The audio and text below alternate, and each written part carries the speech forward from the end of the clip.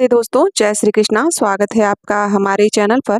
दोस्तों, आज की इस वीडियो में हम बात करेंगे कि 2026 में जया एकादशी कब पड़ रहा है। माघ मास के शुक्ल पक्ष की एकादशी तिथि को जया एकादशी व्रत के नाम से जाना जाता है।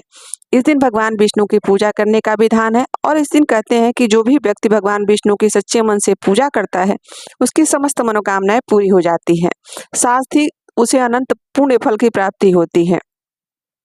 तो चलिए जान लेते हैं कि 2026 में जया एकादशी का व्रत कब रखा जाएगा, व्रत खोलने का सही समय क्या है।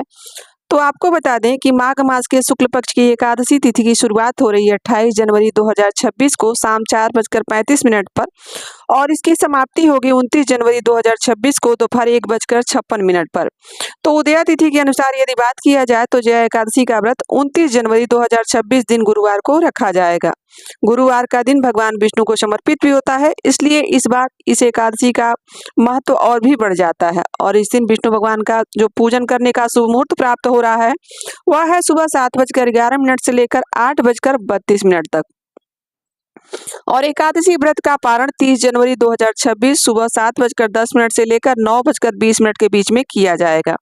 पारण के दिन द्वादशी तिथि समाप्त होने का समय 30 जनवरी को सुबह 11:09 पर होगा।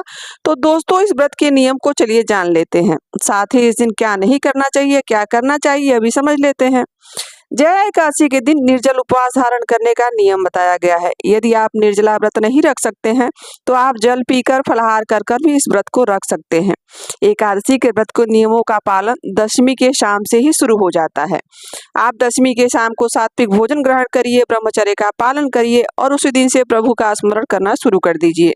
जया एकादशी का व्रत खोलने वाले दिन आप जिस दिन इस व्रत को धारण किया जाता है उस दिन अन्न बिल्कुल नहीं ग्रहण करना चाहिए। यदि मान लीजिए आप व्रत नहीं कर पा रहे हैं, समर्थ नहीं है, तो आप रोटी खा सकते हैं, चावल नहीं ग्रहण करना चाहिए। चावल इसमें निषेध बताया गया है।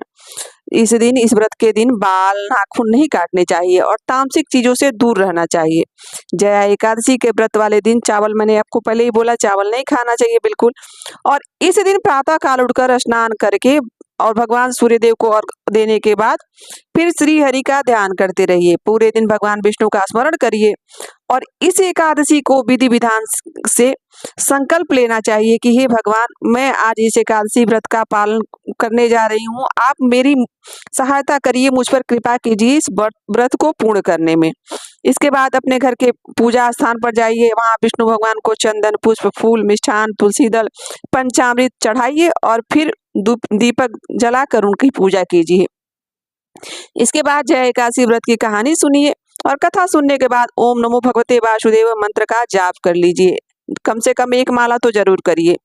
पूजा के बाद भगवान श्री की आरती करिए और उसके बाद व्रत रखने के बाद रात को भगवान विष्णु की आराधना करिए, भजन कीर्तन करिए, रात्रि जागरण करिए। तो यह एकादशी व्रत का पारण फिर अगले दिन सुबह यानी द्वादशी को किया जाता है। चलिए अब उसके नियम को जान लेते हैं। आप इस दिन सुबह जल्दी उठकर तुलसी जल से स्नान आदि करिए और फिर सुबह शुभ मुहूर्त में भगवान विष्णु का पूजन करिए। पूजन करने के बाद किसी ब्राह्मण या किसी गरीब को भोजन कराकर उसके पश्चात उन्हें दक्षिणा देकर और तब आप अपना व्रत खोल सकते हैं। यदि मान लीजिए किसी कारणवश आपको ब्राह्मण नहीं मिल पा रहे हैं तो आप ब्राह्मण के निमित्त एक आदमी के भोजन के बराबर सामान निकाल दीजिए और फिर किसी मंदिर में ले जाकर दे दीजिएगा। उसके बाद आप एकादशी व्रत का पारण तुलसी या गंगाजल डालकर मुंह में कर सकते हैं। उसके बाद जब ब्राह्मण को भोजन करा लीजिए तो उसमें से जो प्रसाद भगवान को जो चढ़ाया हुआ है उसी को आप भी ग्रहण कर कर आप अपना पारण कर सकते हैं। इस दिन तिल का दान करना अति आवश्यक बताया गया है और इससे शुभ फल की प्राप्ति होती है। इस दिन तिल के लड्डू बनाकर गरीबों को या गरीब किसी ब्राह्मण को दान कर सकते हैं।